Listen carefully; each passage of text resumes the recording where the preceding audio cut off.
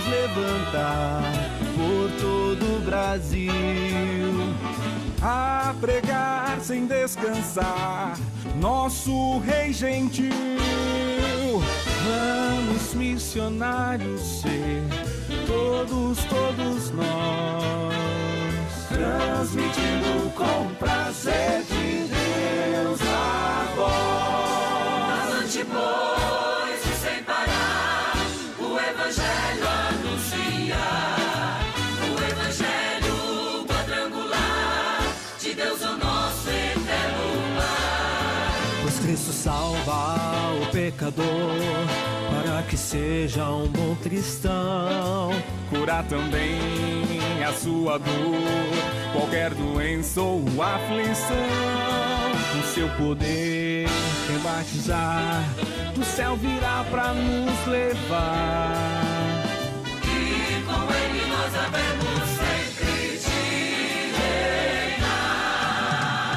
E com ele nós havemos sempre de reinar. E com ele nós havemos sempre de reinar.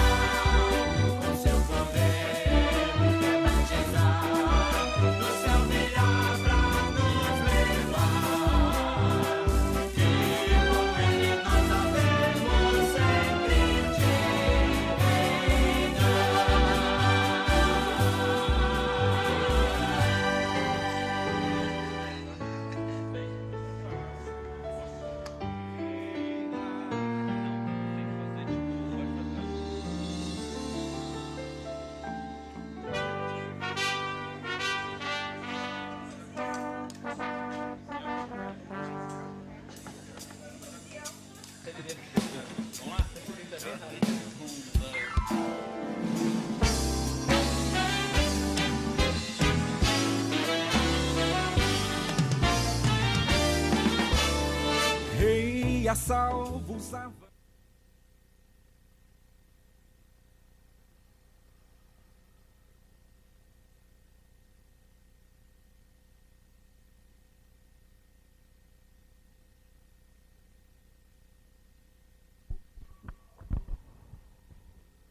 Bom dia, amada igreja.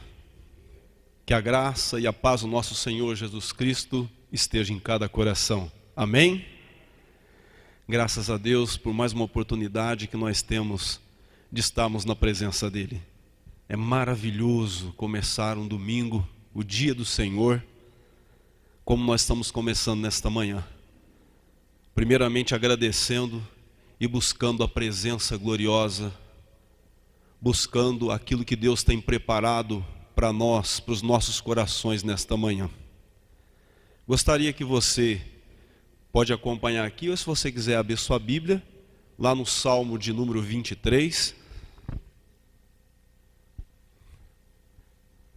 Há uns tempos atrás, eu até preguei uma mensagem sobre esse Salmo. Até está no YouTube, no Facebook, se você puder assistir, é muito boa. Porque traz verdadeiramente Deus como nosso pastor. O Senhor é o meu pastor, ou seja, Deus é um Deus pessoal. Deus, Ele é um Deus de relacionamento. E nada me faltará. Deus, Ele não é só meu pastor, mas Deus, Ele todo dia Ele me traz provisão, todo dia Ele me traz proteção. Todo dia também Ele me dá amor, carinho. Ele, tudo que eu preciso, Deus sempre preenche nas nossas vidas todos os dias. Então diz: o Senhor é meu pastor e nada me faltará. Deitar-me faz em verdes pastos, guia-me mansamente pelas águas tranquilas. Refrigera a minha alma. A palavra refrigerar aqui é justamente quando você está sofrendo forte pressão e você tem um alívio, né? Quando você está, por exemplo, com a mão no fogo e de repente você põe na água e refrigera. Refrigera, guia pelas veredas da justiça, ou seja, guia pelo caminho da justiça, pelo caminho da retidão, o caminho que nos conduz à vida eterna, por amor do teu nome.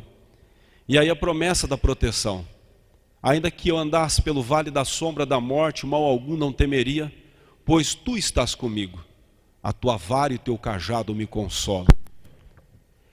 E aqui: prepara-me uma mesa na presença dos meus adversários, unja a minha cabeça com óleo e o meu cálice transborda. Ou seja, todos os inimigos que se levantam contra a minha vida, Deus vai preparar uma mesa e mostrar para eles que eles não podem me atingir, porque a minha vida está nas mãos de Deus. Deus sim pode me corrigir, Deus pode te corrigir, mas ninguém tem esse direito de atingir nem de punir. Então a nossa vida está nas mãos de Deus. Ou seja, quando as pessoas se levantam contra os escolhidos de Deus, Deus prepara uma mesa, ou seja, serve Ele na presença dos inimigos, para todos ver que Deus verdadeiramente tem Ele nas suas mãos. E essa promessa para a vida toda, que a bondade e a misericórdia me seguirão todos os dias da minha vida, ou seja, todos os dias a bondade e a misericórdia de Deus são abundantes na nossa vida. E a promessa da eternidade: e habitaremos na casa do Senhor por toda a eternidade. Então, esse é um dos motivos pela qual nós temos que louvar o nosso Deus. Porque Ele, em todo momento, Ele tem cuidado de nós. Ele é o nosso pastor pessoal. E nada tem nos faltado, nada. Tudo que nós precisamos, talvez nós não temos tudo que queremos ter, mas tudo que precisamos ter, nós temos. E por isso nós estamos nesta manhã na presença dEle. Convido você a colocar a mão à altura do seu coração e vamos orar agora. Bendito és tu, eterno Senhor nosso Deus, Rei Criador de todo o universo, que pelo poder da tua palavra criaste todas as coisas. Bendito seja o teu nome, pois por mais uma manhã a tua palavra se cumpre na nossa vida. A tua bondade, a tua misericórdia nos alcançou. Por mais uma manhã nós temos a oportunidade de estarmos na tua presença, pois o Senhor nos deste vida, Deus Todo-Poderoso, e nós queremos aproveitar essa oportunidade para nos achegar mais perto do Senhor, para te dar o nosso louvor e a nossa adoração por tudo aquilo que o Senhor é e por tudo aquilo que o Senhor faz. Abrimos o nosso coração e colocamos diante do Senhor com todo o nosso amor, com toda a nossa força, com toda a intensidade, com todo o fôlego de vida que o Senhor nos deu. Nós te elevamos o nosso louvor e a nossa adoração. Que o nosso louvor chegue até os céus como um aroma suave na tua presença. Que o Senhor venha encher todo este lugar com a tua glória. Deus, que ninguém saia daqui vazio nesta manhã, mas que todos saiam cheios da tua graça, cheios do teu renovo. Que o Senhor nesta manhã venha, meu Pai, exortar nós, a tua igreja, venha nos ensinar nesta manhã, venha nos trazer luz, venha nos trazer direção, venha renovar, meu Pai, a nossa alma, o nosso espírito e também o nosso corpo físico.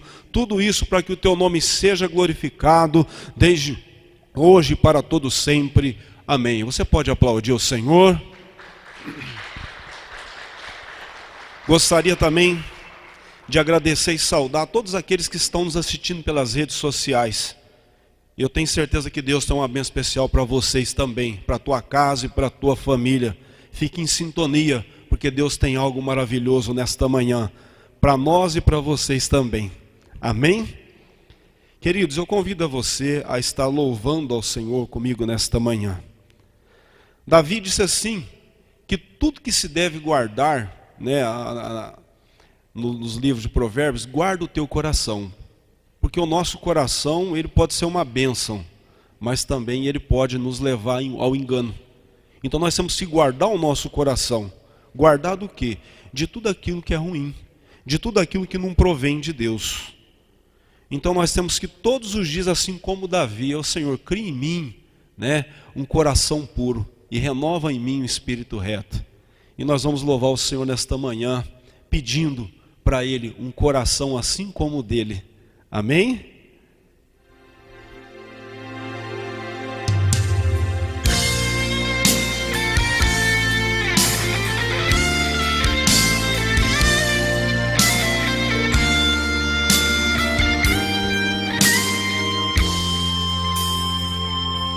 Se tu olhares, Senhor, para dentro de mim, diga para Ele, nada encontrarás de bom,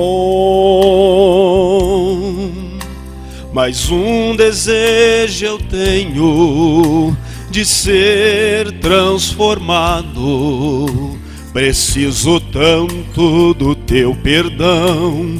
Dá-me um novo coração, dá-me um coração igual ao teu, meu mestre.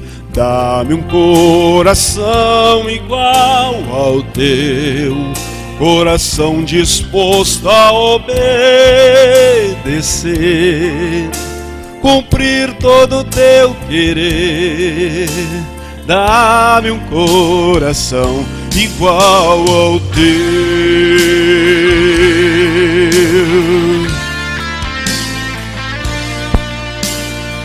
Dá-nos um coração igual ao teu, meu Pai. Se tu olhares, Senhor, para dentro de mim, nada encontrarás de bom. Mais um desejo eu tenho de ser transformado. Preciso tanto do teu perdão. Dá-me um novo coração, dá-me um coração igual ao teu, meu mestre, dá-me um coração igual ao teu, coração disposto a obedecer, cumprir todo o teu querer. Dá-me um coração igual ao teu, dá-me um coração. Dá-me um coração igual ao teu, meu mestre. Dá-me um coração igual ao teu, coração disposto a obedecer, cumprir todo o teu querer. Dá-me um coração igual ao teu. Ensina-me, ensina-me a amar o meu irmão, a olhar com teus olhos, perdoar com teu perdão. Enche-me com teu Espírito, endireita os meus caminhos. Ó Deus, dá-me um novo coração. Enche-me com teu Espírito, endireita os meus caminhos. Ó Deus, dá-me um novo coração. Dá-me um coração igual ao teu, meu mestre. Dá-me um coração igual ao teu, coração disposto a obedecer, cumprir todo o teu querer. Dá-me um coração igual ao teu. Dá-me um coração igual ao teu, coração disposto a obedecer, cumprir todo o teu querer. Dá-me um coração igual ao teu. Vamos aplaudir e glorificar o nome do Senhor. Senhor, nós estamos aqui, primeiramente, exclusivamente para te adorar. Aleluia. Receba o nosso louvor. Aleluia.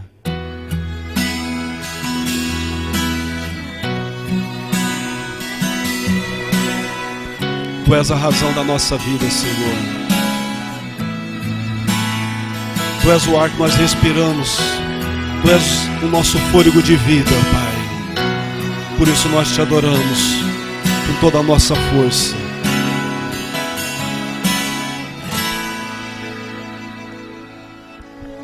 Luz do mundo, viestes à terra, para que eu pudesse te ver.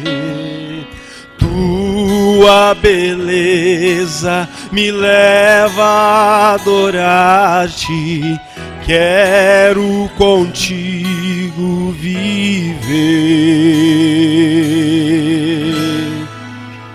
Vim para adorar-te, vim para prostrar-me, vim para dizer que és meu Deus. És totalmente amável, totalmente digno, tão maravilhoso para mim.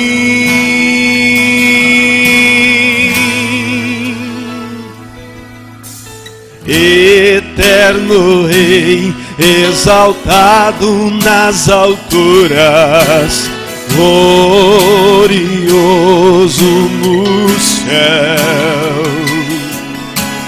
Humilde viestes à terra que criastes, por amor pobre se fez. Diga para ele assim: vim para adorar-te, vim para prostrar-me, vim para dizer que és meu Deus, és totalmente amável, totalmente digno, tão maravilhoso para mim. Vim para adorar-te, vim para prostrar-me, vim para dizer que és meu Deus, és totalmente amável, totalmente digno, tão maravilhoso para mim. Diga para ele: vim para adorar-te, vim para prostrar-me, vim para dizer: és meu Deus, és totalmente amável, totalmente digno, tão maravilhoso para mim.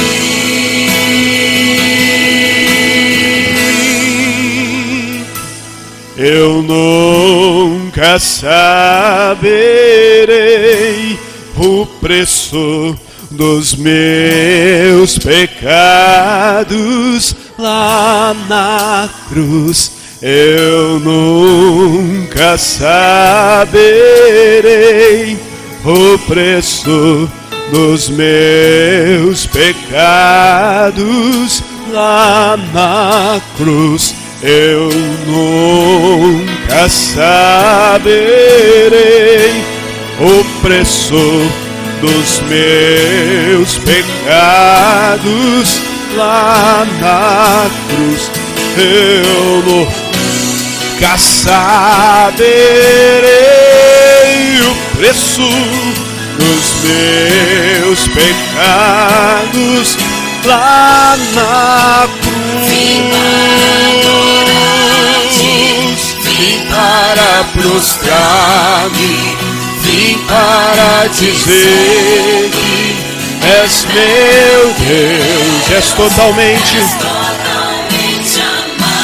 totalmente digno, maravilhoso, és Senhor.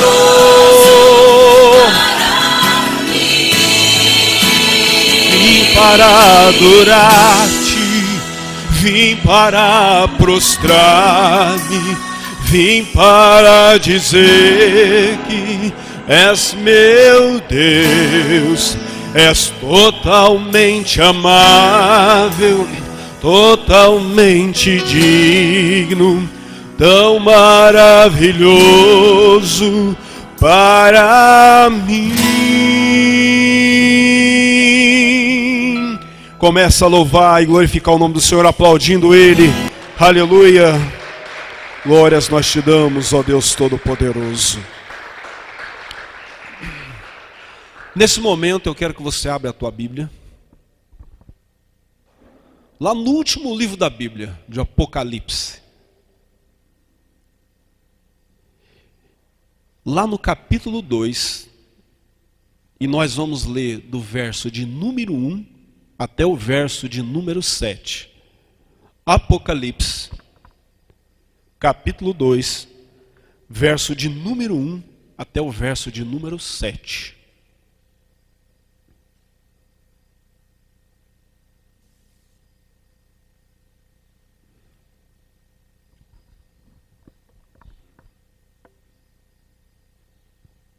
Amém? Ao anjo da igreja em Éfeso escreve: estas coisas diz aquele que conserva na mão direita as 7 estrelas e que anda no meio dos 7 candeeiros de ouro. Conheço as tuas obras, tanto o teu labor como a tua perseverança, e que não podes suportar homens maus, e que puseste à prova os que a si mesmos se declaram apóstolos e não são, e os achastes mentirosos. E tens perseverança, e suportaste provas por causa do meu nome, e não deixaste esmorecer. Tenho, porém, contra ti, que abandonaste o teu primeiro amor.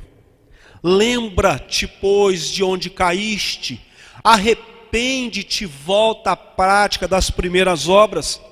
Senão venho a ti, e moverei do seu lugar o teu candeeiro, caso não te arrependas. Tens contudo a teu favor, que odeia as obras dos nicolaítas, as quais eu também odeio. Quem tem ouvidos, ouça o que o Espírito diz às igrejas. Ao vencedor, dar-lhe-ei que se alimente da árvore da vida que se encontra no paraíso de Deus. Bendito és tu, eterno Deus, que foi pelo poder da tua palavra que o Senhor criaste todas as coisas. E nós estamos aqui diante da tua palavra, primeiramente com o nosso coração aberto, com os nossos ouvidos atentos, totalmente na dependência do teu Espírito Santo, porque foi Ele que inspirou os escritores da tua palavra, e é Ele também que inspira a cada um de nós, nos dá entendimento, abre os nossos olhos espirituais, e nos traz a revelação que vai além da letra, mas sim a aplicação. E nós cremos que o Senhor fala através da Escritura. Como Hebreus diz 4:12, que a tua palavra é como uma espada de dois gumes. Só ela é capaz de penetrar no mais íntimo do nosso coração e discernir os nossos pensamentos e nos trazer, primeiramente, exortação, nos trazer consolo, nos trazer luz e direção. Então que o teu Espírito Santo venha trazer tudo isso na nossa vida nesta manhã, através da tua palavra. Nossos ouvidos estão atentos ao que o teu Espírito vai dizer para nós, a tua igreja, nesta manhã. Amém. Podei-vos assentar.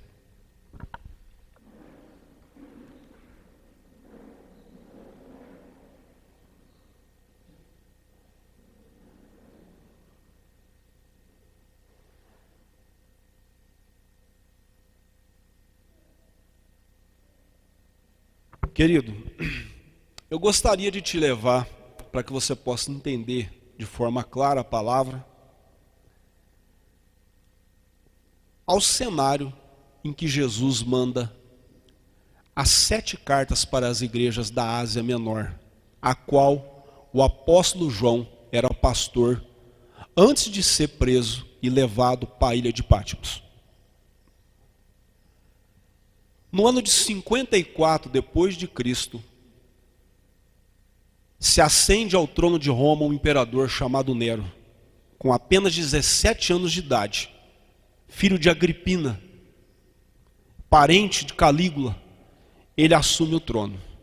E Nero é retratado não só pela Bíblia, mas como historiadores, Tácito, Clemente de Antioquia, como um megalomaníaco. Uma pessoa devassa. Ele mandou matar sua própria mãe, mandou matar alguns parentes, de medo de perder o trono. Era um homem totalmente maligno. E Nero, ele inicia uma das perseguições mais árduas da igreja. No ano de 64 depois de Cristo, Nero põe fogo em Roma e sobe na torre de Mecenas, observando Roma queimar. Ele pega uma lira, que era a espécie de um violão, e começa a tocar e compor um poema diante das chamas de Roma. O fogo foi tão intenso, porque naquela época as casas eram de madeira. Foi tão intenso, que dos 14 bairros que Roma tinha, 10 foram totalmente devastados. Só os mais periféricos ali, que eram povoados por cristãos e judeus, não foram atingidos. Isso dá um alho para Nero colocar a culpa do incêndio em Roma nos cristãos, que já eram perseguidos. Isso se inicia a maior perseguição. Os cristãos foram presos, inclusive nessa época Pedro e Paulo foram presos. Pedro e Paulo foram executados a mando de Nero. Paulo foi decapitado e Pedro foi crucificado de cabeça para baixo. E Nero, ele reina até o ano 68 depois de Cristo, quando ele é deposto pelo Senado. Em 66 a.C. começa uma rebelião dos judeus em Cesareia Marítima, a qual se estende e mobiliza todo o Império Romano. A rebelião começou ali com os zelotes, que era uma seita, que era um grupo que pertencia aos fariseus, mas uns extremistas da época. E eles começam ali uma grande guerra contra o Império Romano. Em 68 depois de Cristo, Nero é deposto. E de 68 a 69 passa 4 imperadores para Roma. Em 69, Vespasiano, que era o chefe militar, que estava reprimindo a revolta dos judeus, ele assume o império. Vespasiano assume o império e deixa seu filho Tito como general para cuidar da rebelião. Em 70 anos depois de Cristo, Tito consegue êxito, entra em Jerusalém, destrói, queima o templo, expulsa todos os judeus. Foi a maior dispersão da história. Os judeus ficaram dispersos até o século passado, até 1948, quando novamente foi instituído o Estado de Israel, recuperando uma parte muito minúscula do território que tinha na antiguidade. Mas passa o imperador Tito, alguns desconfiam que ele foi envenenado, e seu irmão mais novo, Domiciano, assume o trono. Em 86 depois de Cristo, Domiciano, ele é o primeiro imperador a rogar para si mesmo o título de Deus. E ele manda construir templo com o nome dele e obriga as pessoas a adorá-lo, a fazer sacrifício para a sua pessoa. E naquela época os cristãos começam a se recusar. Aí uma nova onda de perseguição começa a ameaçar a igreja. Tão intensa quanto a primeira de Nero. E muitos cristãos eram presos, eram jogados no Coliseu para divertir as massas, as multidões. Os cristãos eram enrolados em pele de animais, jogados para os leões comerem. Os cristãos eram queimados vivos, eram crucificados. E naquela época, Domiciano, o único apóstolo vivo era João, que estava na cidade de Éfeso, pastoreando não só a cidade de Éfeso, como também a região da Ásia Menor, as 7 igrejas a qual Jesus manda a carta. E João é preso na ilha de Patmos, uma ilha que fica no mar Egeu, na costa da Turquia, da atual Turquia hoje. E naquele momento, Domiciano pensou que ia calar a boca da igreja. Mas quando todas as portas se fecharam aqui na terra, de repente João, preso naquela ilha, ele foi jogado lá para morrer, porque lá era cheio de animal selvagem. Lá naquela época não tinha, hoje tem habitação lá. Aquela ilha tem mais ou menos 42 quilômetros quadrados. E ele foi jogado lá para ser devorado vivo pelos animais selvagens. Mas a Bíblia diz que nenhum animal se aproximou de João. E de repente João, naquela ilha, quando todas as portas estavam fechadas para eles, Deus abre uma porta no céu. E João é arrebatado em espírito. E ele tem uma visão. Primeiramente ele escuta uma voz por detrás dele, dizendo assim: olha João, o que eu vou te falar agora, você escreve e manda para 7 igrejas da Ásia, o qual ele era o pastor, podemos dizer a espécie de um bispo, porque ele também tinha pastores na sua direção. E essa carta que foi escrita à igreja, às 7 igrejas da Ásia, ela é tão atual, que ela se enquadra em todos os aspectos na igreja atual. Porque a igreja atual, é claro que aqui no Brasil a gente não enfrenta uma perseguição tão densa, mas existe os países do Oriente Médio, que ainda a igreja é perseguida. Pessoas são mortas por professarem a fé em Jesus Cristo. Pessoas são queimadas, pessoas são decapitadas ainda hoje. Mas os grandes inimigos da igreja ainda estão presentes, como estavam presentes nas igrejas. Então eu creio que a carta que Jesus mandou para as igrejas naquela época, ela é atual. É a mesma carta que Jesus está mandando hoje para nós como igreja. Porque muitas pessoas pensam assim, olha, eu já vi músicas dizendo assim, Senhor, né, reaviva a tua igreja como era a igreja primitiva, mas não pensa que a igreja primitiva não tinha problema, porque a igreja primitiva tinha muitos problemas, como tem na igreja atual. Não pensa que a igreja primitiva não havia perseguição, que ela tinha muita perseguição. Não pensa que na igreja primitiva não havia também esfriamento espiritual, não havia apostasia, não havia pessoas divididas entre a fé e a cultura da época. Todos esses problemas a igreja enfrentava. Que a igreja primitiva também não era atacada por heresias, por falsos profetas. Tudo que acontecia naquela época acontece na igreja atual.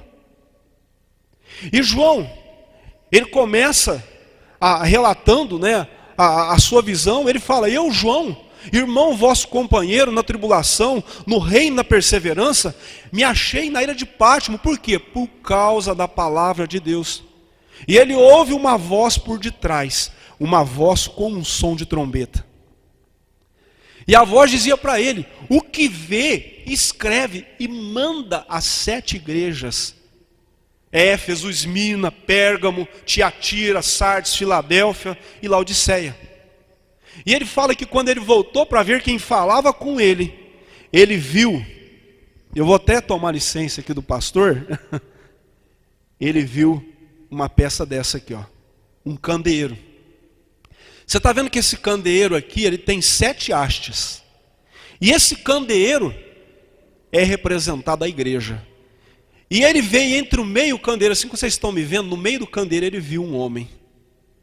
Mas aquele homem que ele viu era Jesus. Mas ele nunca tinha visto Jesus da forma que ele viu nesta visão. Porque ele conhecia Jesus como homem, destituído da sua glória. Até quando Jesus ressuscitou, ele estava com o corpo mortal. Mas quando Jesus sobe aos céus, à direita do Pai, ele é totalmente glorificado. E João agora vê um homem vestido de linho branco, com vestes talares brancas, que ia até o calcanhar. Um homem que tinha transpassado aqui no seu ombro um cinto de ouro. Um homem que tinha os cabelos brancos como a lã e como a neve. Um homem que tinha os olhos como chama de fogo. Um homem que quando ele falava, a voz dele era a voz como o som de muitas águas. Porque ele estava numa ilha, ele escutava as águas bater nas pedras do mar e fazer aquele estrondo. E ele escuta aquela voz a qual ele estremece. E é interessante, irmãos, que esse mesmo homem foi visto por Daniel. Se você analisar lá em Daniel, né, no capítulo 1, no verso 14 a 18, Daniel disse assim, a sua cabeça e seu cabelo eram brancos como a alva. Daniel 10, 4 e 6, diz assim, no dia seguinte, ao quarto do primeiro mês, eu estava à borda do grande rio Tigre. Levantei os olhos e olhei um homem vestido de linho, cujos ombros estavam cingidos com ouro, aquele mesmo cinto de ouro que João vê, o seu corpo como berilo, o seu rosto como um relâmpago, ou seja, ele descreveu a claridade e o resplendor como um relâmpago, os seus olhos como tochas de fogo, os seus braços e seus pés brilhavam como bronze polido.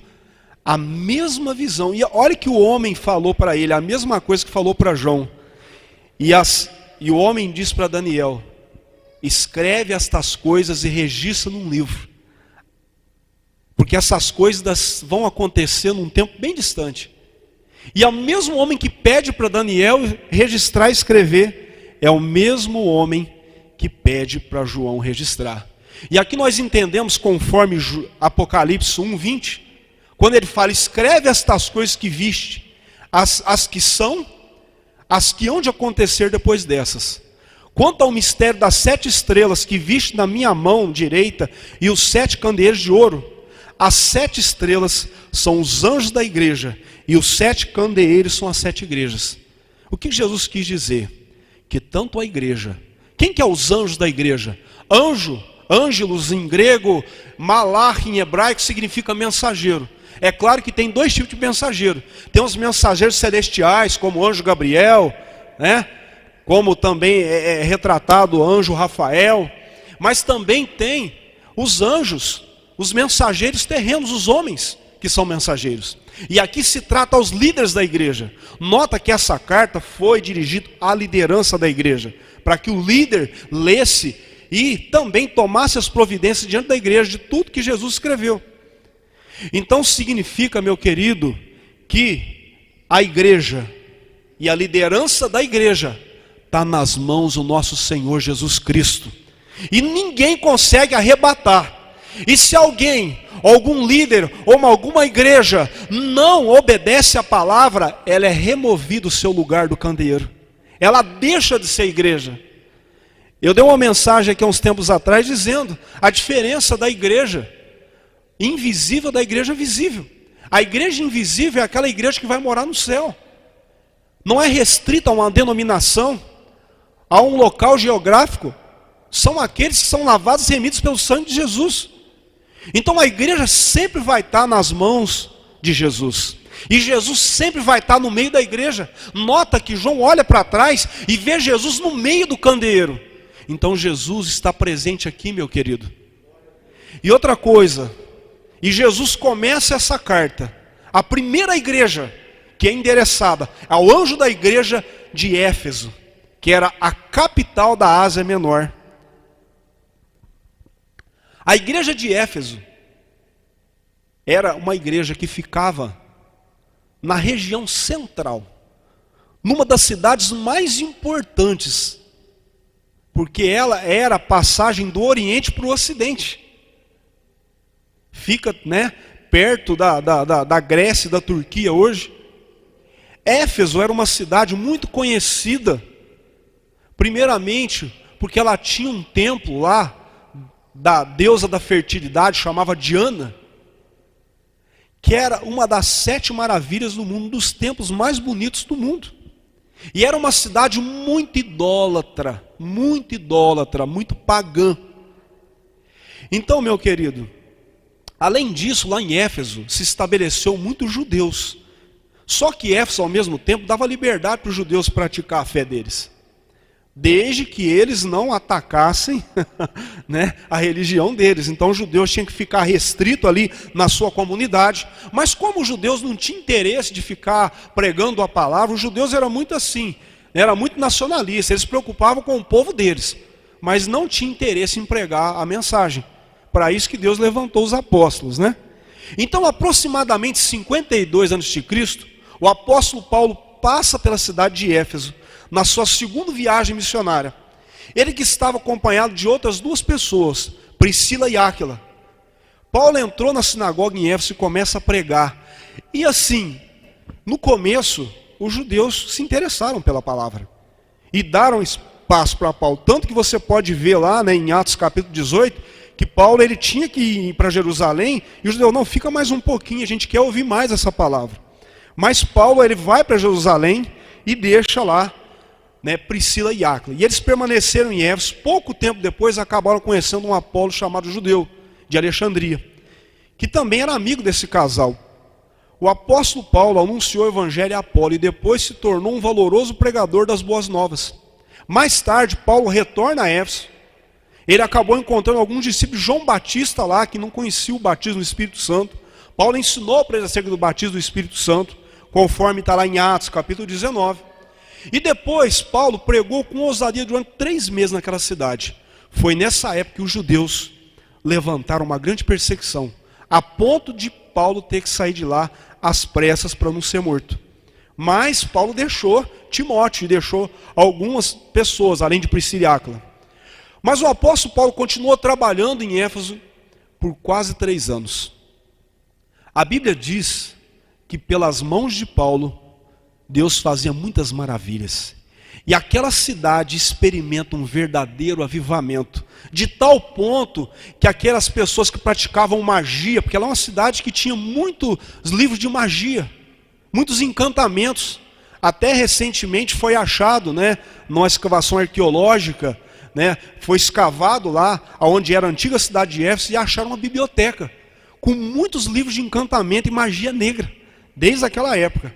Irmãos, o avivamento foi tão grande que as pessoas queimavam seus livros em praça pública. Mas junto com o avivamento se inicia uma grande perseguição. Porque aquela cidade tinha muitos ourives, pessoas que faziam estátuas, imagens. E como o povo foi se convertendo e o evangelho foi crescendo, eles começaram a perder a renda deles.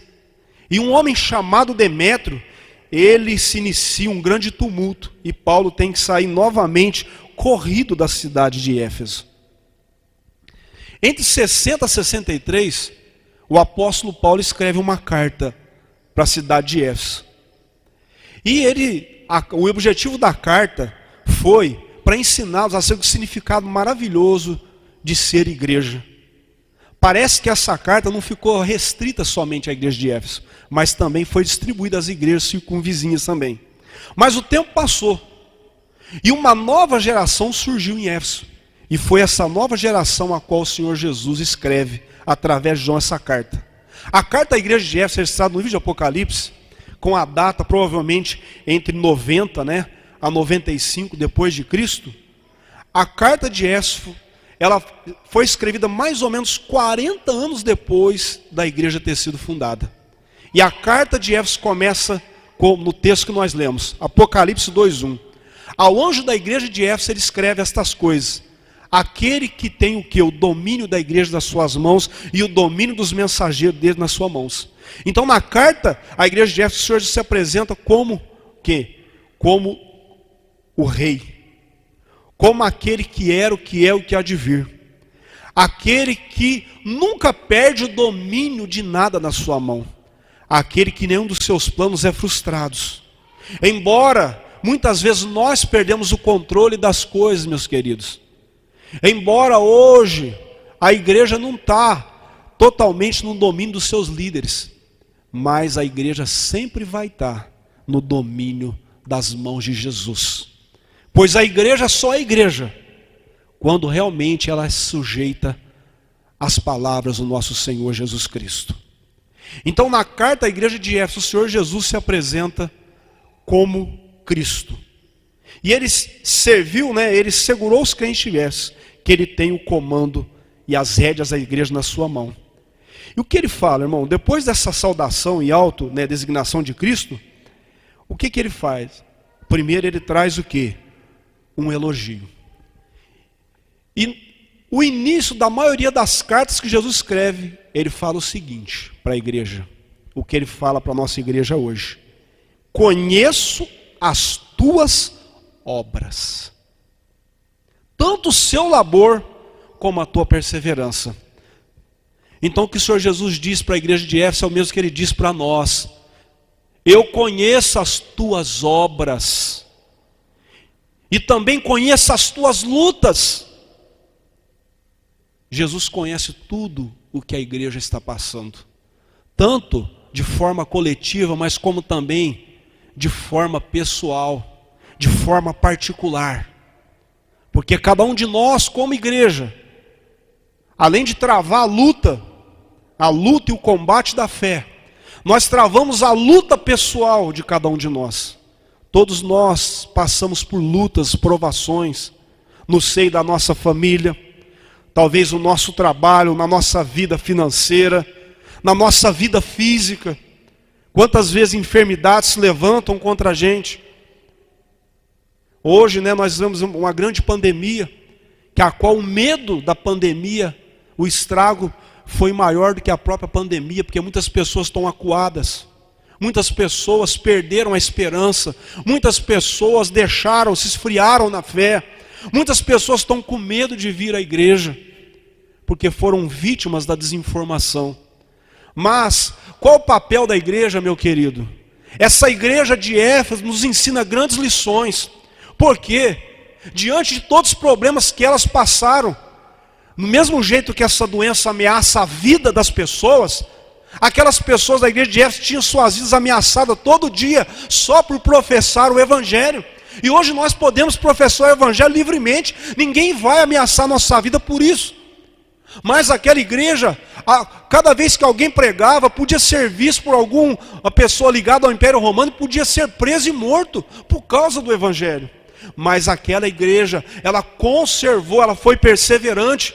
Ela não temeu pela sua própria vida, porque ela sabia que a verdadeira vida não está aqui, que a verdadeira vida está lá no céu. Então aquela igreja nos ensina uma preciosa lição, meu querido.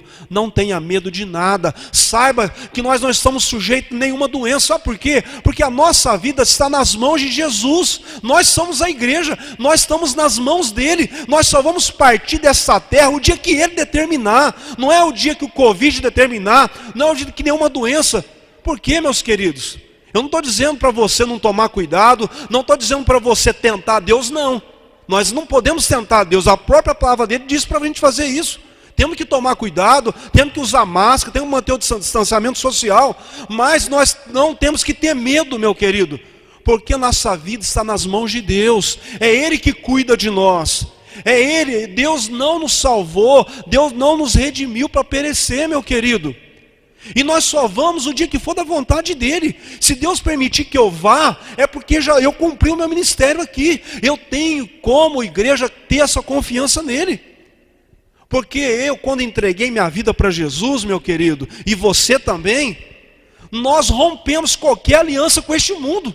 Então a minha vida já não está sujeita às coisas deste mundo. A minha vida está sujeita a Jesus Cristo, que me salvou, que me lavou e me remiu, e que me deu uma missão. Olha quantas perseguições os apóstolos provaram, quantas vezes passaram um perigo de morte, de espada, quantas vezes passaram fome, frio, mas não desistiram, e eles só foram a hora que eles cumpriram a sua missão.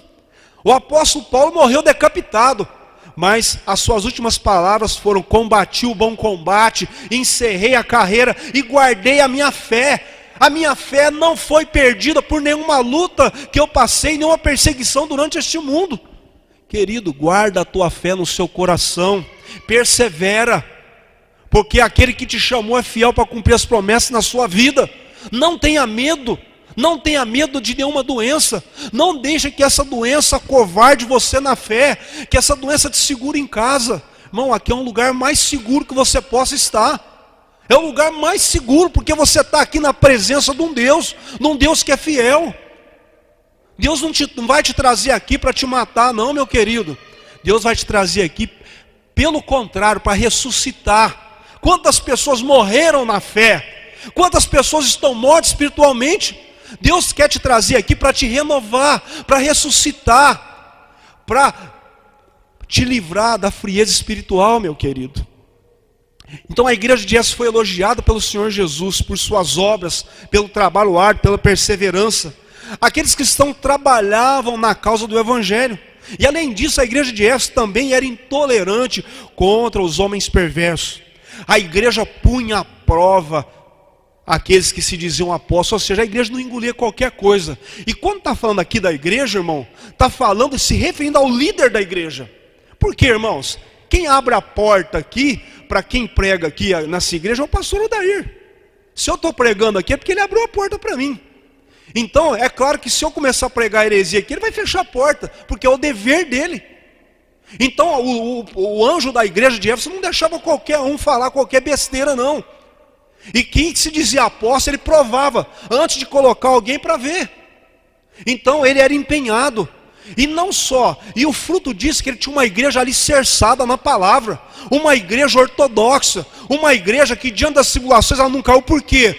Porque ela estava alicerçada na rocha que é Jesus Cristo. Como Jesus disse, aquele que ouve a minha palavra e pratica, assemelha-lo-ei ao homem prudente, que está edificado, que edificou a sua casa sobre a rocha. Então nós estamos edificados sobre a rocha, e aquela igreja era assim. Então nós temos que tomar o exemplo dessa igreja. E no versículo 3, aquela igreja é elogiada pela sua perseverança. Ela suportou todas as provas por amor do nome. E ela não se deixou esmorecer, meu querido. E é essa lição que nós temos a aprender no dia de hoje. Nós não podemos esmorecer na fé, meu querido. Nós não podemos nos intimidar diante de nenhuma prova desse mundo, porque Jesus já disse, já nos alertou que haveriam perseguições, que haveriam tribulações, que nesse mundo nós teríamos aflições, mas que era para a gente não temer, para ficar firme, porque Ele já venceu, Ele já traçou o caminho da vitória, e basta a gente continuar no caminho e seguir em frente. A vitória já é nossa, meu querido. Nós não andamos para ver se nós vamos vencer, nós já andamos com certeza a vitória nas mãos. Então esses crentes eram perseverantes, eles suportaram tudo sem desfalecer. A igreja de Éfeso, ela havia muita idolatria naquela cidade. E a idolatria, era incentivada pelo imperador. E como a igreja reprovava o paganismo, ela sofreu uma perseguição muito grande, mas nada intimidou. Os apóstolos eram chicoteados, eram presos. Ora, vocês não falam mais dessa palavra. Eles acabaram de sair de lá, já estavam falando da palavra de novo. Ou seja, irmãos, eles não se deixavam intimidar. Mas mesmo num ambiente hostil, aquela igreja permaneceu fiel na palavra. Mas aí, como ninguém é perfeito, nós não somos perfeitos, Jesus primeiro elogia aquela igreja. Jesus não deixou de reconhecer o bem que aquela igreja tinha feito. Mas Jesus, ele traz um alerta muito grande, que é o mesmo alerta para nós hoje, meu querido. Principalmente na época que estamos vivendo. Lá no capítulo 4, tenho contra ti, pois, que abandonaste o teu primeiro amor. Lembra de onde caíste e arrepende-te, volta à prática das primeiras obras. Senão eu venho contra ti e removerei do teu lugar o teu candeeiro. Ou seja, esse candeeiro aqui, irmão, sabe por que servia? Servia para iluminar o local. E esse candeeiro aqui, ela ficava perto da Arca da Aliança. E esse candeeiro aqui tinha sacerdotes 24 horas se revezando, trocando as cinzas ali, quando estava quase apagando, aquele candeeiro não podia apagar. Isso significa, por que a igreja foi representada por um candeeiro, meu querido? Porque a chama do primeiro amor na nossa vida, a chama do primeiro amor da igreja, nunca pode se apagar, porque o dia que se apagar, ela deixa de ser igreja. E Jesus fala, eu removerei o teu lugar do candeeiro. Querido, é muito importante a gente cultivar o primeiro amor. Por que o primeiro amor? Está falando do primeiro amor. Porque aquele amor, quando a gente se converteu, que a gente não tinha obstáculo para nada, que a gente fazia, tudo era novidade, tudo era alegria, fazer a obra de Deus com alegria. Tem que manter isso na nossa vida. A gente tinha paixão. Amor é paixão pela obra, meu querido. É fazer a obra não como uma rotina, não como um legalismo, mas fazer a obra com amor, com dedicação, tendo vontade. Não vê a hora de estar na igreja, de estar na célula, não vê a hora de fazer o evangelismo. É isso que nós temos que resgatar. Porque o dia que a igreja perder a chama do primeiro amor, ela deixa de ser igreja. O próprio Senhor Jesus falou, eu removerei o seu lugar do candeeiro. A igreja marcada por boas obras, trabalho duro e perseverança, também tinha um sério problema. Os crentes de Éfeso tinham abandonado o primeiro amor. A primeira geração de Éfeso tinha passado, e com ela também parece que o entusiasmo e a devoção fervorosa a Cristo. Faltava a essa nova geração intensidade no amor pelo Evangelho, que seus pais tiveram quando ouviram as boas novas pela primeira vez. Parece que os crentes da igreja de Éfeso, com o tempo, eles estavam mais apegados ao dever do que à devoção. Ou seja, faziam as coisas automaticamente. Eles permaneciam fiéis, mas faltava-lhes o amor, o entusiasmo que já tinham demonstrado um dia. Eles eram guardiões da fé, mas não eram mais arautos do que tinham sido, do amor e da unidade que tinham sido outrora. Tiago capítulo 1, verso 22 fala, sede cumpridores da palavra e não somente ouvintes, enganando a vós mesmos com falso discurso. Devemos, queridos, nos esforçar para manter sempre a chama do primeiro amor acesa em nossos corações, até o último dia das nossas vidas. Paulo, lá em 1 Coríntios capítulo 13, verso 1, olha que interessante. Irmãos, olha que interessante essa palavra. Paulo fala, ainda que eu falasse a língua dos homens, ou a língua dos anjos, se não tiver amor, seria como um bronze, ou como um sino que soa vazio, que faz muito barulho, mas é oco por dentro. Ainda que eu tivesse o dom da profecia, e conhecesse todos os mistérios, e todo o conhecimento, ainda que eu tivesse a fé do tamanho, a ponto de transportar os montes, se não tiver amor, nada disso me aproveitaria. E ele vai mais longe. ainda que eu distribuísse meus bens entre os pobres, ainda que eu entregasse o meu próprio corpo para ser queimado, se não tivesse amor, nada aproveitaria. Ou seja, meu querido, se os dons espirituais não tiver alicerçado no amor e não for motivado pelo amor, eles são apenas barulho. Não é à toa que Jesus diz lá em Mateus 7:21, nem todos que dizem Senhor herdarão o reino dos céus. Muitos falam, Senhor, nós profetizamos no teu nome, no teu nome fizemos muitas maravilhas, no teu nome nós expulsamos demônio. Fala, aparta de mim que eu nunca vos conheci. Não é à toa, meu querido. Então aqui uma advertência séria. Nós não podemos esfriar no amor. O amor tem que ser a causa e a razão para tudo que nós fazemos para Deus. Por quê, meu querido? Isso é sério. Porque o que motivou a nossa salvação? O que motivou? Porque Deus amou o mundo de tal maneira que deu seu Filho unigênito para que todo aquele que nele crê não pereça, mas tenha vida eterna. O amor foi a causa e o principal motivo da nossa salvação. Por amor, Deus deu seu Filho para pagar pelos nossos pecados. E nós temos que retribuir esse amor, meu querido. O mínimo, retribuir um amor que nós já desfrutamos. Um amor que foi derramado em nossas vidas através do Espírito Santo. O amor é a essência da natureza divina. O amor é o aperfeiçoamento do nosso caráter. E deve ser a motivação pela qual nós sirvamos a Deus. Ou seja, a igreja era rica em obras, mas pobre em amor. Aqueles irmãos tiveram um início glorioso na sua experiência com Deus. A epístola de Paulo aos Efésios dá a entender que aquela igreja não era problemática como a de Corinto. No princípio, os Efésios se destacavam pela elevada espiritualidade. Contudo, o tempo passou e algo mudou. Aparentemente, tudo estava como antes. As obras continuavam a todo vapor. A igreja estava lá. Aquela comunidade ainda era muito ativa. Entretanto, a essência estava comprometida. Havia muito trabalho e pouco amor. Muita atividade humana, mas pouca ação do Espírito Santo de Deus. Nós devemos, como igreja, meu querido, estar na direção de Deus. Não é fazer simplesmente por fazer. Porque nós não somos salvos pelas obras, e sim pela graça. É claro que as obras são consequências da graça e do amor da nossa vida.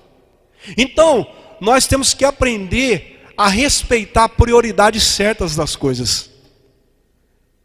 O amor na nossa vida e a salvação e a gratidão é que tem que produzir as obras. É claro que a obra é a prova do amor. Mas aquela igreja estava invertendo, estava achando que fazer a obra, que não precisava ter amor, precisava ter zelo. Né, que elas defendiam muito, né, a doutrina, mas não se preocupavam em amar as pessoas, em cuidar das pessoas. E isso é a essência do cristianismo, o amor. E Jesus faz uma advertência para eles. Olha, primeiro Jesus fala, olha, vocês estão pecando nessa parte aqui. Vocês esfriaram no primeiro amor. E com certeza, né, a igreja, o que nós fazemos? É o mesmo que Jesus fala para mim e para você. Qual que é o remédio quando se perde o primeiro amor? Primeiro, lembra-te da onde caíste. É engraçado que na Bíblia é repleta de referências. Quando é que o filho pródigo resolveu voltar para a casa do pai? Quando ele caiu em si, lembrou, opa!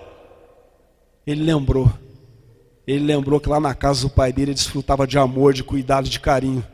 Ele lembrou que na casa do pai ele nunca teve necessidade. E é isso que nós temos que trazer à memória. Quando Cristo nos chamou, nunca podemos apagar da nossa memória o nosso chamado. Aquilo que Deus fez na nossa vida. Aquilo que a gente já desfrutou na presença de Deus. Irmãos, nós somos muitas vezes levados a ser ingratos com Deus. Sabe que hora? Quando nós passamos por uma luta, uma dificuldade. A gente esquece tudo que Deus fez lá para trás e fica ali preso numa situação. E deixa de enxergar todas as outras. Chama ingratidão da nossa parte. Irmãos, eu sei que é difícil passar por luta. Eu sei disso. Todos nós passamos, irmãos, um numa área, outro na outra. Mas nós não podemos deixar a luta apagar o nosso amor e o nosso zelo.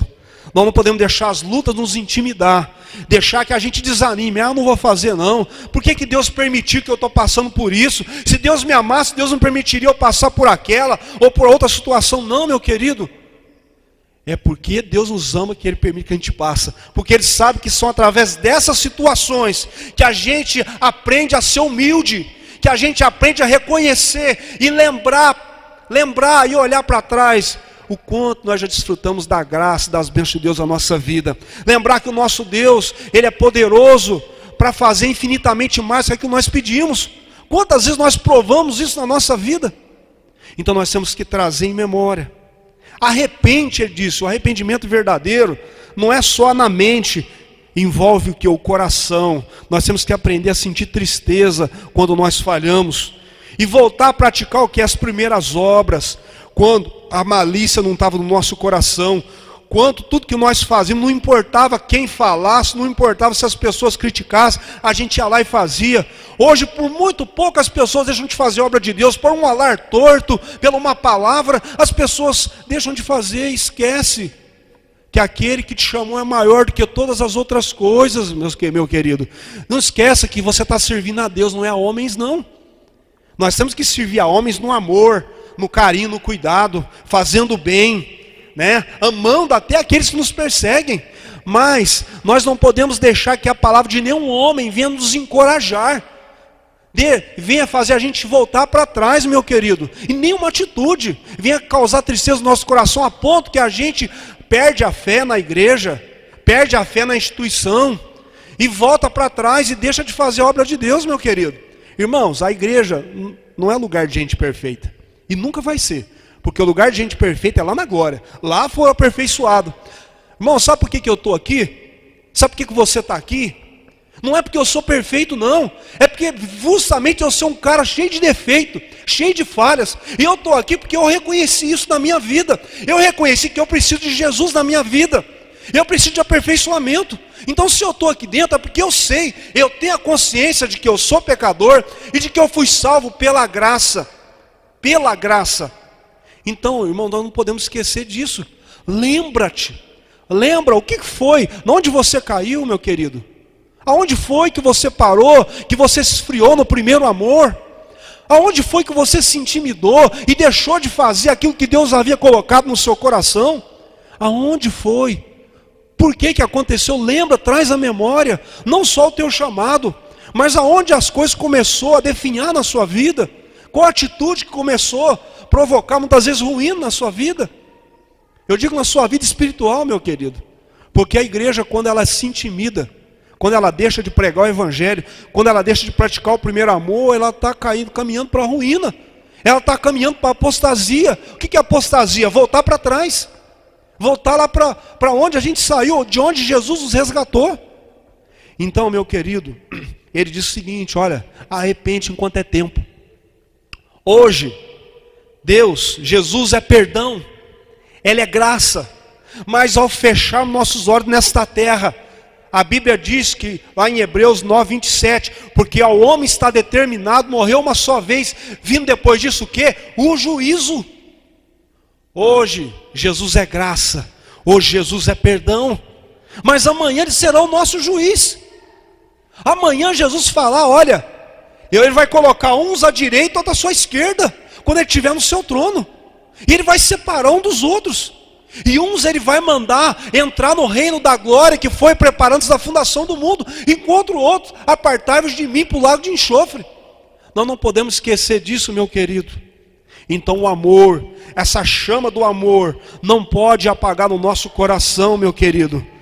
Que nós sejamos como aquelas 5 virgens que não apagaram o seu lampião, a sua lamparina, não apagaram, não deixaram se apagar, enquanto outras deixaram se apagar e não puderam entrar. Então assim é o amor, essa chama é o amor na nossa vida, porque quando o amor se esfria, nada resiste na nossa vida. Se o amor esfriar, o casamento acabou. E amor não é paixão, amor é diferente, meu querido. Amor envolve muito mais do que uma paixão, porque paixão é passageira, ela dura pouco. Mas o amor é algo que cresce a cada dia mais. Então o amor não pode se apagar. E a gente tem um registro, né, um registro que foi escrito por Inácio de Antioquia, 10 anos depois que essa carta foi escrita, e foi entregue ao anjo da igreja de Éfeso, aqueles irmãos ouviram essa palavra. E deram aquela geração, deu ouvido a essa palavra. Porque ele escreve uma carta elogiando aquela igreja por ter se voltado, por ter voltado a praticar o primeiro amor. E essa palavra Deus fala para mim e para você nesta manhã, meu querido. Não deixa a chama se apagar. E aqui ele fala outra coisa aqui. No verso 6, tem contudo a teu favor que odeia as obras dos nicolaítas. O que é esses nicolaítas aí? Né? Segundo os estudiosos, irmão, nicolaítas, pode ser, não tem nada certo, mas eles acreditam. Lá em Atos capítulo 6, se converteu um prosélito de Antioquia chamado Nicolau. E que esse homem veio se desviar da palavra, e esse homem pregava a seguinte mensagem: que já que a salvação não era por obra, que os irmãos podiam pecar de tudo quanto é jeito. E quanto mais os irmãos pecassem e vivessem em pecado, mais a graça seria abundante na vida deles. E isso, irmãos, olha, devastou muitas igrejas e causou muita confusão e muita apostasia na igreja. E não é escapável de Deus. Se Deus me salvou do pecado, foi para continuar vivendo em pecado? Não. Nós pecamos sim. Só que a grande diferença, irmãos, primeiramente, quando a gente não conhecia Jesus, a gente vivia uma vida prática de pecado e achava que não era pecado, achava que era tudo normal. Mas hoje na nossa vida nós temos consciência. Então o pecado na nossa vida hoje já não há prática, e sim um acidente. Quando acontece, ele acontece. Mas a gente fica o que? Aconteceu um acidente. A gente se arrepende. A gente fica triste. Então o pecado era um acidente. Olha o que o apóstolo Paulo diz em Romanos capítulo 6, verso 1 e 2. Que diremos, pois? Permaneceremos no pecado para que a graça seja abundante? Uma pergunta. Ele fala, de modo nenhum. Como viveremos no pecado, nós que morremos para ele? Quando nós fomos batizados em Jesus Cristo, o batismo simboliza o quê? Batismo, sepultamento. Sepultamento. Ou seja, os nossos pecados morreram. Se Jesus perdoou os nossos pecados, Deus lançou ele no mar do esquecimento, foi para viver no pecado? De modo nenhum. Paulo fala de modo nenhum. Então isso, meu querido, muitas igrejas caíram nesse laço. E ainda tem muita gente hoje que prega isso. Os conceitos não mudou. Mas, meu querido, eles perseveraram. Então hoje nós temos que perseverar. Primeiramente, nós não podemos nos intimidar diante das perseguições. Nós não podemos nos intimidar diante das lutas pessoais que nós temos, porque nós vamos travar essas lutas sendo cristão ou não. A luta vem do mesmo jeito. Só que a diferença é que quando nós estamos alicerçados na rocha, essas lutas vêm e não nos derrubam.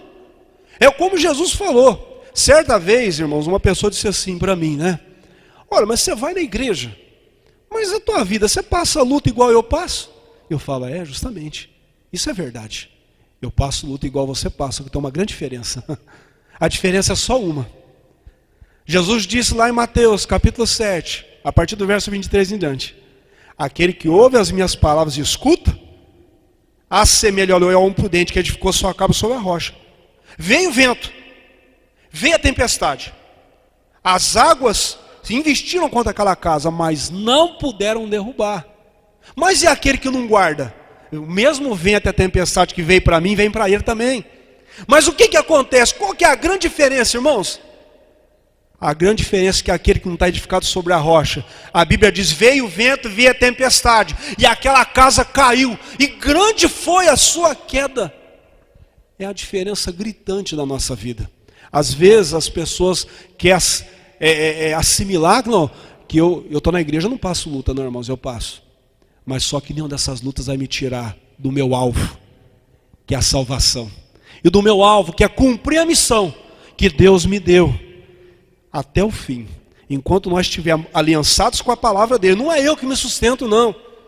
Eu quero que você saiba que não é você que vai sustentar você mesmo. Não é que a gente é forte, não. Nós não somos mais fortes do que ninguém. Nós somos igual e tão vulneráveis como qualquer pessoa. Mas o que faz a diferença é quem está aliançado, quem está seguro nas mãos, quem não solta das mãos de Jesus, quem não abre mão de cumprir a palavra, quem não abre mão de obedecer a palavra, quem não negocia a sua fé, quem não negocia a sua devoção, quem não se deixa abater. Essa é a diferença. E isso acontece quando nós estamos firmados em amor, quando o amor não se esfria, porque quando a chama do amor estiver viva no meu e no seu coração, meu querido, nenhuma cilada preparada contra nós vai prosperar, nenhuma arma lançada contra nós vai prosperar, porque aquele que está conosco é maior do que aquele que está no mundo, meu querido. E ele termina dizendo: quem tem ouvidos ouça o que o Espírito diz às igrejas. Ao vencedor darei que se alimente da árvore da vida que se encontra no paraíso, meu querido. Então ouça o que o Espírito diz à igreja. E como que o Espírito fala à igreja? Através da palavra escrita. Vamos dizer que 90% das vezes, se Deus quiser falar diretamente com alguém aqui, Ele não vai pedir minha permissão. É claro que Ele fala. Deus pode falar. Você pode escutar a voz de Deus até de maneira audível. Mas no geral, nós temos que estar atento o quê? Quem tem ouvido o que o Espírito diz à igreja. E como é que o Espírito falou para essas igrejas? Como que ele fala? Através do quê? Da palavra escrita. Porque o que ele falou para João? Escreve estas coisas. O que Pedro diz em 2 Pedro 1,20? Nenhuma profecia, sabendo primeiramente isso, que nenhuma profecia foi profetizada por vontade de homem algum, nem uma profecia da Bíblia, da Escritura, mas homens santos falaram inspirados pelo Espírito de Deus, pelo Espírito Santo de Deus. Então Deus fala através da sua palavra, assim como Deus está falando comigo, com você hoje. Não deixa a chama do primeiro amor apagar, meu querido. Lembra das primeiras obras, pratica as primeiras obras. Quem tem ouvidos para ouvir, ouça o que o Espírito diz à igreja, meu querido. Essa expressão é uma expressão idiomática no contexto, que significa que nós, como igreja, devemos ouvir com atenção as palavras de Cristo que Ele fala através do Espírito Santo. Deus vem, depois que nós fizermos isso, vem a promessa. E qual que é a promessa, meu querido? Ao que vencer, ao que suportar, ao que manter a chama até o fim acesa, dar-lhe-ei de comer da árvore, do fruto da árvore da vida, ou seja, terá a vida eterna, meu querido. Ora, se hoje as pessoas entram em competições, entram em jogos, ou lutam por uma carreira bem sucedida, a pessoa faz faculdade, trabalha de dia, faz faculdade de noite, passa a noite em claro estudando, para ser bem sucedido aqui, a pessoa luta. Agora, quanto mais, irmãos, a recompensa a qual nós lutamos é maior do que qualquer coisa que você pode almejar neste mundo. Porque aqui tudo é passageiro, meu querido.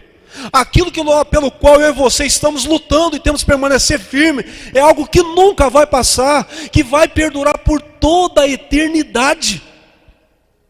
É estarmos na glória, na presença de Deus.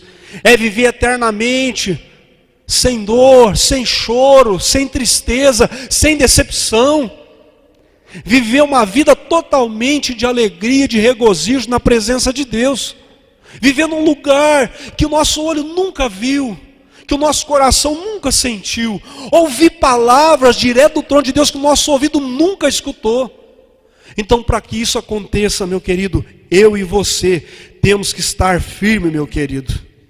Como Paulo diz, né? Porque desde agora a coroa da justiça está preparada para mim.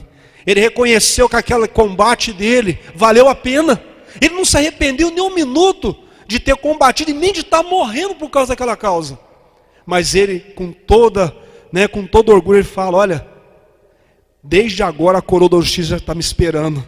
E agora eu já estou chegando, já chegou a hora de eu receber a minha recompensa por todo o combate que eu fiz aqui. Então, meu querido, a essência da nossa vida cristã está exatamente na essência do primeiro amor. Quando esse primeiro amor começa a se transformar em rotina diária, é um sinal de alerta de que a verdadeira experiência cristã está se esfriando. O segredo é fazer com que o efeito do primeiro amor perdure por todos os dias da nossa vida, pois a grande recompensa aguardam justamente aqueles que perseverarem até o fim. Amém, meu querido? Que Deus venha falar poderosamente na sua vida, né? Eu tenho certeza que o que faltou da minha parte, o Espírito Santo vai complementar. Continua meditando nessa palavra, né? Que as próximas pregações eu estarei falando, né, das outras igrejas também. Cada dia, né, que eu for pregar, eu vou falar de uma igreja, porque eu vejo essa necessidade. Nós precisamos de um reavivamento espiritual, meu querido. E nós temos que ter essa consciência. Nós temos que ter essa consciência. Todo grande avivamento espiritual nasce de uma consciência. Quando a igreja se consentir, nós precisamos resgatar o primeiro amor, meu querido. Nós precisamos voltar a fazer obra de Deus com intensidade, com amor, com paixão. Deixar que a chama do Espírito Santo queime nossos corações. O amor pelas almas, o amor pela causa de Deus, o entusiasmo de estar sendo um instrumento na mão de Deus, porque Deus chamou todos nós para sermos instrumento, amém? Vamos aplaudir Jesus, receber o nosso pastor, que estará orando por nós.